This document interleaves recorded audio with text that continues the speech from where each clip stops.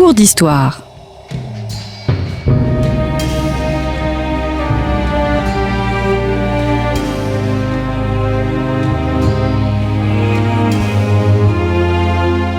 On retrouve Christophe Dickès. Chers auditeurs, bonjour à toutes et à tous. Vous êtes sur Storia Voce, vous y êtes bien. Simple question, avez-vous parlé de nous autour de vous? Si ce n'est pas le cas, n'hésitez pas à le faire. Je vous le rappelle aussi, nos podcasts sont gratuits. Afin de préserver cette gratuité, n'hésitez pas à nous soutenir, n'hésitez pas à faire un don à notre association en cliquant sur le lien indiqué dans la description de ce podcast. En faisant un don, nous vous offrirons un abonnement à Histoire et Civilisation.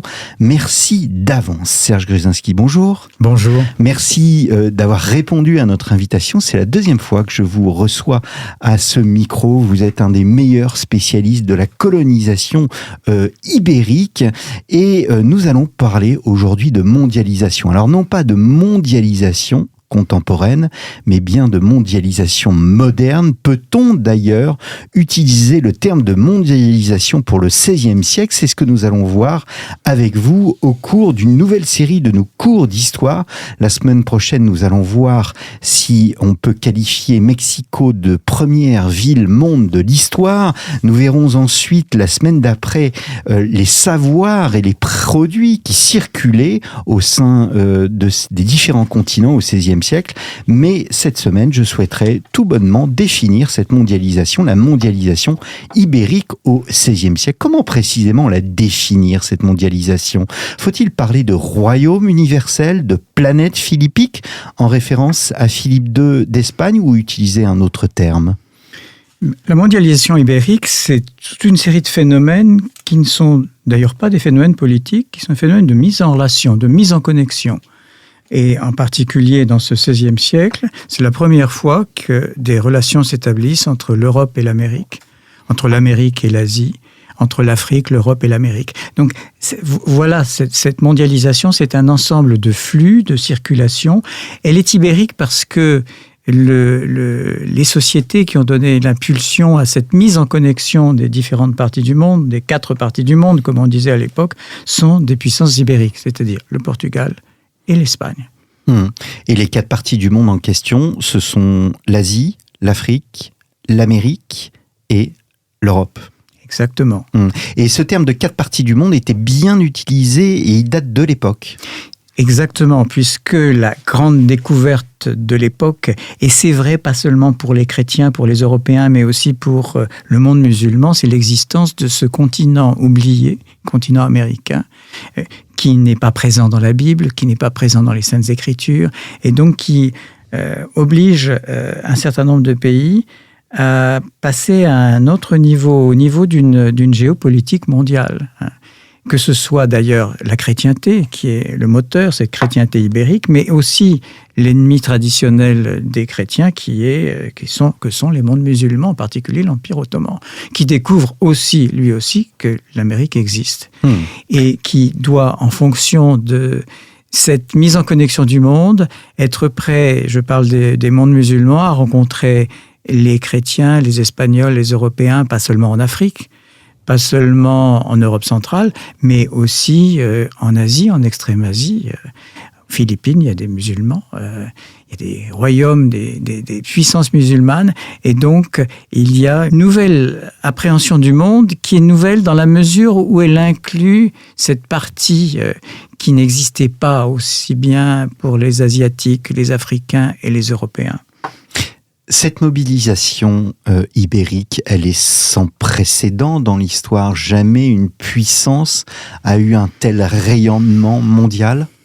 Alors, je dirais pas que c'est uniquement une question de la puissance espagnole, la puissance portugaise. C'est beaucoup plus une question de circulation.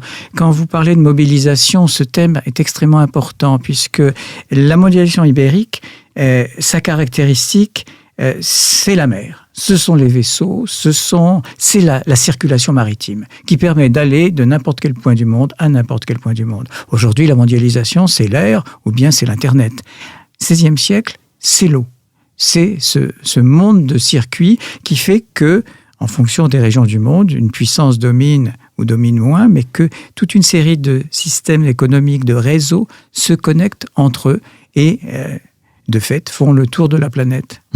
Alors, cette monarchie hispanique est davantage une mosaïque ou au contraire un espace unifié? Parce que c'est vrai que quand on parle de mondialisation aujourd'hui, avec les moyens de communication tels qu'ils existent, les moyens modernes de communication contemporains, eh bien, on a plus à l'esprit une idée de centralisation, de capacité de communiquer facilement. Or, ce n'est pas le cas. Est-ce que cet espace géographique est une mosaïque ou au contraire un espace centralisé et unifié? Alors c'est une mosaïque articulée et qui a des racines très européennes. Charles Quint est empereur. L'empire de Charles Quint est une mosaïque qui va des Pays-Bas, de la Hollande jusqu'à Naples, en passant par la Méditerranée occidentale. L'Espagne elle-même est une mosaïque, puisqu'il y a encore des sociétés, des royaumes différents, mais des sociétés qui viennent d'être conquises, qui étaient musulmanes. Il y a encore des mosquées au Portugal, en Espagne. Donc, on est devant la projection planétaire de formes politiques qui elles-mêmes fonctionnaient sur des mosaïques, c'est-à-dire des ensembles de sociétés qui avaient des mémoires différentes, des religions différentes, des langues absolument différentes. Et c'est sans doute le secret de l'efficacité, de la dynamique de cette mondialisation, c'est cette diversité qui permet de jouer sur un certain nombre de forces complètement différentes et de les articuler dans un certain sens, qui est évidemment un sens impérialiste. Alors, je me suis inspiré de plusieurs de vos ouvrages pour réaliser cette émission, notamment Les 4 parties du monde, histoire d'une mondialisation, paru au Seuil, un ouvrage paru il y a déjà plusieurs années, mais vous avez tiré le fil et un historien ne referme jamais ses dossiers, et il y a bien d'autres ouvrages, notamment chez Fayard, que nos auditeurs peuvent se procurer. Et ce qui surprend dans l'ensemble de vos travaux, c'est que vous souhaitez vraiment sortir d'un ethnocentrisme. Nous, Français, par exemple, Montaigne le premier, avons eu et gardons un regard franco-français sur la colonisation espagnole. Il nous est difficile d'en sortir. Vous souhaitez aller au-delà et vous affirmez qu'il faut sortir même d'une tradition ethnocentrique européenne. Si je parle de mondialisation, c'est parce qu'aujourd'hui, on vit dans un monde global. Et puis, il me semble qu'une vision eurocentrique ou francocentrique est absolument dépassée, c'est parce que, heureusement ou malheureusement, l'Europe n'est plus au centre du monde. Et là, il y a 2 éléments qui, pour moi, sont fondamentaux. Le fait de vivre dans un monde global, le fait d'appartenir à un continent qui est encore extrêmement important, mais qui ne peut plus prétendre à l'hégémonie mondiale. Et c'est par rapport à ça que j'essaie de relire le passé d'une façon différente. C'est pas simplement pour le plaisir d'attaquer l'eurocentrisme ou l'ethnocentrisme ou le francocentrisme. C'est parce qu'aujourd'hui, nous ne pouvons plus, dans un monde qui est dominé par d'autres puissances, les États-Unis, la Chine, considérer que ce que nous voyons est la vérité, que ce que nous voyons est la réalité et le passé. C'est une vision importante, c'est une vision européenne, qui est le fruit de toute une série de traditions culturelles, d'éducation, mais c'est une vision parmi d'autres. Alors, la mondialisation est liée, on l'a dit, à la colonisation ibérique, espagnole et portugaise. Généralement, on en a une vision, surtout aujourd'hui, une sorte de renouvellement de la vision marxiste, celle du rapport entre dominant et dominé. Est-ce que la réalité est plus complexe d'un continent à l'autre? Parce que, encore une fois, vous avez travaillé sur les 4 continents, Europe, Amérique, Asie et Afrique. Alors, évidemment, la mondialisation ibérique joue partout sur des rapports de force. Sauf que, quand on est en Amérique, le rapport de force, il est favorable aux Espagnols et aux Portugais. C'est la conquête du continent américain, la soumission des sociétés indigènes. Par contre, une fois traversé le Pacifique, quand on arrive depuis les Philippines face à la Chine, là, on se trouve devant une autre puissance qui est le maître du jeu dans cette région du monde. Et donc, il y a mondialisation, parce qu'il y a contact, il y a circulation, il y a échange, mais dans une certaine partie du monde, cet Extrême-Orient asiatique, c'est bien entendu la Chine qui domine l'échiquier. En Amérique, ce sera pour un certain temps l'Europe ibérique, les Espagnols, les Portugais.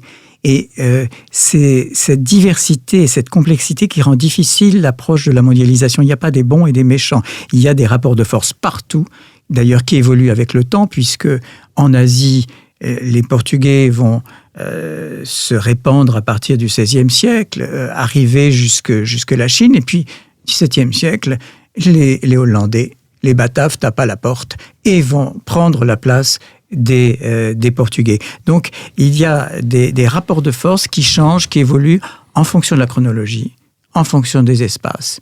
Et c'est ça qu'il faut essayer de rendre et qui, finalement, nous renvoie aussi à la mondialisation contemporaine, avec cette multiplicité de rapports de force et ces rapports de force qui changent pratiquement constamment.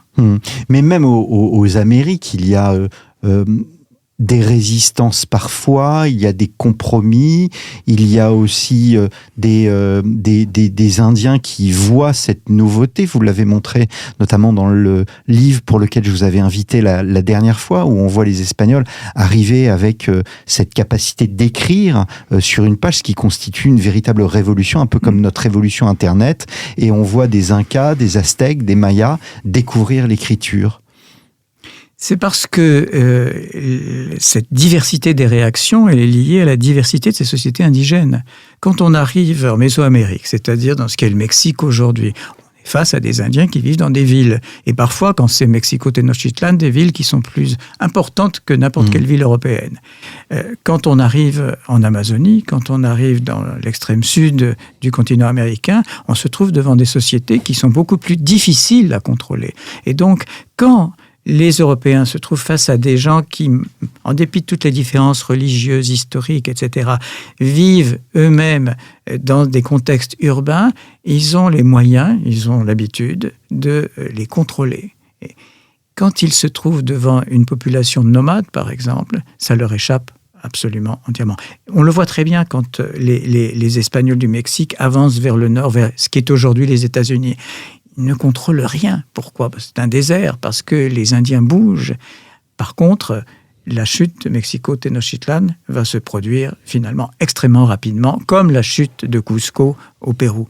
Donc, il ne faut jamais oublier que les Indiens, c'est aussi un conglomérat extrêmement divers et qu'il y a cette forme d'Indien auquel on ne pense pas souvent, qui est l'Indien urbanisé, l'Indien des villes, et qui est finalement, c'est un aspect assez proche des Européens qui débarquent à Veracruz ou qui débarquent à Callao au Pérou.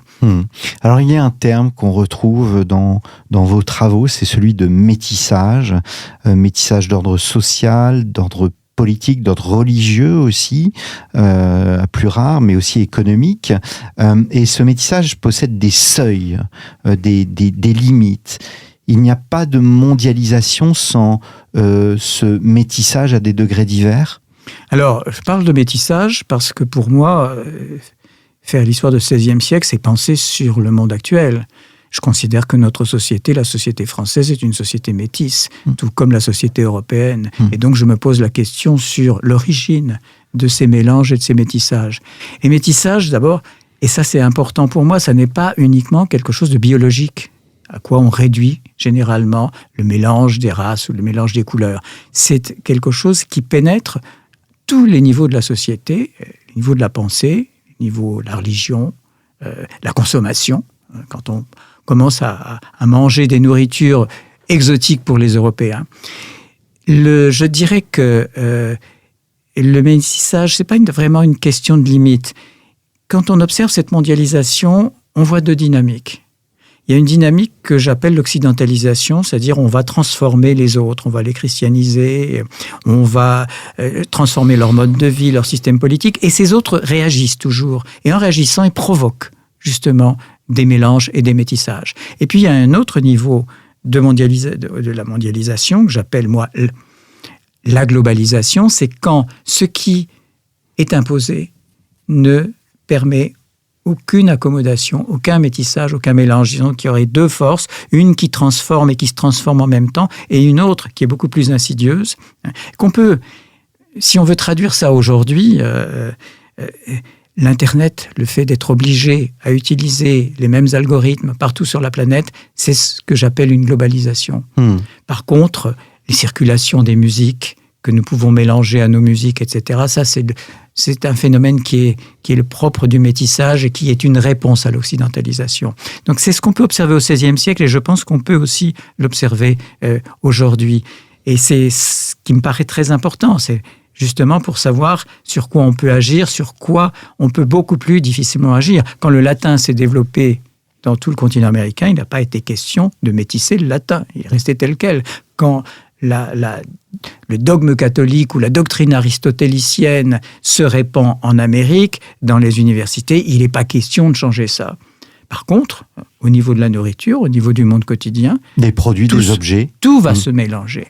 Et ce sont ces deux niveaux qui, pour moi, me paraissent extrêmement intéressants, pas simplement pour comprendre le XVIe siècle, mais aussi pour essayer de comprendre en quoi ce qui nous entoure nous entraîne irrésistiblement vers une espèce d'uniformisation et en quoi toute une série d'autres choses peuvent être finalement l'objet d'appropriation.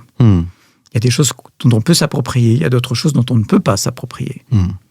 Alors, vous distinguez l'endroit d'où l'on vient, l'endroit où l'on se fixe après un voyage, et la sphère au sein de laquelle on se déplace. Autrement dit, il y a la patrie, le lieu d'où l'on vient, mais le champ des possibles s'élargit considérablement avec de nouveaux horizons, au fond. Est-ce qu'on pense le monde? Est-ce que le XVIe siècle pense le monde au niveau géographique dans cette globalité? Alors, il y a deux façons au XVIe siècle de penser le monde. Il y a une façon absolument classique qui est l'héritage de la pensée grecque et de la pensée chrétienne. Le monde, c'est ce que Dieu a créé, donc il y a une chrétienté, il y a une universalité autour de la doctrine chrétienne. Et puis il y a une autre façon qui apparaît au XVIe siècle, on pense le monde avec des cartes. Ce sont les cartographes, c'est-à-dire ce sont ceux qui représentent justement les 4 parties du monde et qui ont une toute autre approche. Mais ces deux façons d'envisager le monde sont absolument liées l'une à l'autre. La façon ancienne, la façon traditionnelle, et qui est déjà un discours qui se projette sur toute la planète. Et puis, il y a les résultats des découvertes qui s'accumulent et qui donnent cette image du monde, les globes. L'idée, quand on parle de globalisation, il faut penser en termes tout à fait concrets de globes. Ces globes terrestres qui apparaissent. La première fois que le globe terrestre, un globe peut être sous l'œil des humains. Jusque-là, les humains étaient sous l'œil de Dieu ou des dieux. XVIe siècle, les humains peuvent regarder le globe. Et pas tous, évidemment. Et quand vous parlez de penser le monde, évidemment, on est dans le monde des intellectuels, des élites intellectuelles, des ecclésiastiques, évidemment, de la théologie. Mais c'est un élément fondamental pour comprendre, pour saisir les instruments qui vont permettre à ces acteurs de s'orienter sur cette nouvelle planète. C'est une planète, rappelons-le, pas simplement où entre l'Amérique, mais où entre l'océan Pacifique, avec cette nouveauté absolue qui est la possibilité d'avoir des circulations entre l'Asie et l'Amérique. C'est quelque chose qui, jusque-là, n'avait pas existé ou avait existé peut-être dans des temps très anciens de migration de population. Donc, il y a là toute une espèce d'expérience et de connaissances qui arrivent et auxquelles il faut pouvoir donner un sens. Est-ce que ces générations, on parle de combien de plusieurs dizaines de milliers de personnes qui voyagent, est-ce que ces générations ont conscience de vivre une période exceptionnelle, de vivre quelque chose de nouveau, d'où d'ailleurs le terme de nouveau monde? Alors, les intellectuels, c'est-à-dire les chroniqueurs, les conquérants qui vendent leurs conquêtes et qui essaient évidemment d'en tirer profit en Europe, les ecclésiastiques bien sûr, puisque comment se fait-il que la Bible n'ait jamais parlé de l'Amérique? Donc il faut à tout prix trouver une solution, il faut trouver des réponses. Mais il ne faut pas oublier non plus qu'il y a eu des centaines de milliers de personnes qui ont commencé à se déplacer à l'époque. Alors, il y a évidemment la question des Africains qui ont été déportés et qui ont été confrontés à un autre monde, confrontés de l'autre côté de l'océan, mais il y a aussi tous ces émigrants espagnols et qui nous ont laissé des lettres. Et c'est un domaine qui m'intéresse actuellement énormément parce que, je donne un cas concret. La mondialisation pour ces Espagnols, qu'est-ce que c'est? Eh bien, c'est d'avoir son mari qui est en Bolivie, qui travaille à Potosi, la femme qui est restée au milieu de l'Espagne. Et c'est d'essayer d'entretenir une vie de famille avec la femme en Espagne, le mari à Potosi, en utilisant évidemment le seul moyen de communication possible que sont les lettres. Or, on a des centaines de lettres qui nous racontent comment, tout à coup, ces familles qui vivaient dans des villages, qui vivaient dans des petites villes, dans des bourgades, tout à coup doivent apprendre à vivre avec un fils qui se trouve à Mexico, un cousin qui se trouve à Lima, quelqu'un d'autre qui est à Séville, une partie de la famille qui est restée à Medina del Campo, ces familles qui éclatent et qui doivent fonctionner à une échelle planétaire. Et pour moi, ça aussi, c'est une façon de penser la mondialisation. Quand vous êtes au Chili, avec les moyens de communication à l'époque, vous êtes père de famille et vous avez votre fille qui doit se marier en Espagne et que vous voulez organiser le mariage parce que vous voulez décider avec qui elle va se marier, il y a là tout à coup des défis extraordinaire pour des gens absolument communs. Je veux dire, on n'est pas devant des ecclésiastiques, devant des savants, devant des pilotes ou des techniciens, on est devant des gens qui ont des problèmes à régler au jour le jour, des problèmes tout à fait terre à terre, et on a heureusement, des centaines de lettres qui nous racontent, qui nous font écouter la voix de ces gens. Qui racontent leurs problèmes. Le mari qui veut faire venir sa femme, la femme qui prétend ne pas recevoir les lettres du mari, parce que après tout, c'est un peu mieux pour elle de vivre tranquillement en Espagne, plutôt que de prendre le risque de traverser l'océan pour aller retrouver son mari, Dieu sait où. Et ça, c'est aussi une dimension de la mondialisation ibérique, le vécu.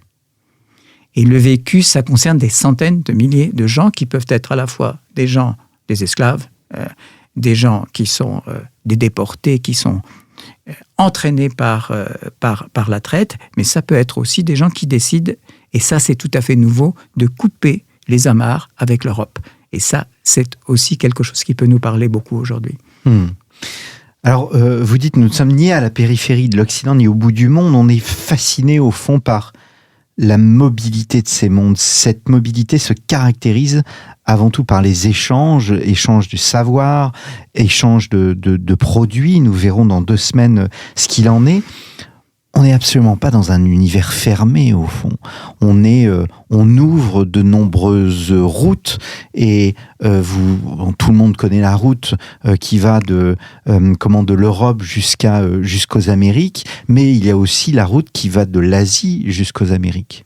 Alors, ces routes se multiplient et ces routes unissent des régions qui ne sont pas encore enfermées par des frontières nationales. Ça, c'est important. Au XVIe siècle, ce n'est pas encore l'époque des nations. Donc, il y a une perméabilité, une fluidité assez extraordinaire. J'ai étudié dans un de mes livres l'histoire d'un jeune Normand de Rouen qui n'arrive pas à se débrouiller à Rouen au début du XVIe siècle et qui va tenter sa chance à Séville. Donc, il émigre, quitte la France, s'en va dans une autre région, très loin, dans ce port, Séville, et puis il va quitter Séville, il finira par arriver au Mexique et il deviendra un des plus grands imprimeurs du Mexique du XVIe siècle. Ça, c'est totalement nouveau. C'est-à-dire qu'on puisse non seulement quitter sa région, mais quitter son continent et aussi profiter, et c'est ça la nouveauté pour ces Européens qui vont en Amérique, d'une mobilité sociale extraordinaire. Ce Pierre Rochard, pour le nommer, n'a jamais fait d'études universitaires. Il va se trouver à publier des livres en latin, des livres en langues indigènes, des livres en espagnol, et à faire marcher une entreprise. Et Dieu sait qu'au XVIe siècle, une imprimerie, c'est une entreprise proto-industrielle qui va finalement abreuver les librairies mexicaines de livres de droit, d'histoire, de théologie, mais aussi de livres pour l'évangélisation. C'est un exemple de cette mobilité qui est liée à cette mobilisation dont vous parlez tout à l'heure. Alors, une dernière question peut-être, Serge Gruzinski. Un Indien, justement, pouvait-il être moderne ? Un Indien pouvait-il participer à la révolution du livre au XVIe siècle ? Et est-ce que cette modernité était européenne ou bien au contraire, il s'agissait d'une nouvelle modernité liée à cet événement sans précédent que nous avons décrit aujourd'hui ? Alors, j'ai de la difficulté à répondre. Un Indien, il y a Indien et Indien. L'Indien que vous avez en tête, il existe. C'était ces Indiens de la noblesse mexicaine ou péruvienne qui se rendaient en Europe et dont on parle très peu et qui observaient en Europe cet autre monde et qui donc avaient l'expérience des deux mondes. Et il est très difficile de définir ce que c'est que la modernité au XVIe siècle aujourd'hui, mais le fait justement de pouvoir jouer sur deux mémoires, deux passés, des sociétés totalement différentes en même temps, ça c'est quelque chose qui m'apparaît intéressant pour définir une modernité qui n'a rien à voir avec une modernité française, allemande, mais qui est une modernité métisse. Puisque quand on est un Indien, un aristocrate, un noble indigène et qu'on visite ces villes et qu'on voit la flotte espagnole, eh bien, on n'est pas simplement quelqu'un qui est en train d'apprendre de s'habiller comme des Européens, d'apprendre l'espagnol et peut-être le latin, mais on est aussi quelqu'un qui charrie une mémoire, une vision du monde totalement différente. Et ça, on en a aussi de très nombreux exemples de ces gens qui ont fait le voyage à l'envers et qui reviennent ensuite, au Mexique pour décrire à leurs contemporains, aux autres Indiens, aux autres familles, ce qu'ils ont vu en Europe. Ça aussi, c'est important quand on veut définir mondialisation. Ça n'est pas à sens unique. C'est dans tous les sens. Il est bien entendu que je suis en train de parler d'Indiens de la classe dominante. Mais de la même façon, quand nous parlons des conquistadors, quand nous parlons des religieux ou des missionnaires, nous parlons des élites dans ces sociétés européennes du XVIe siècle.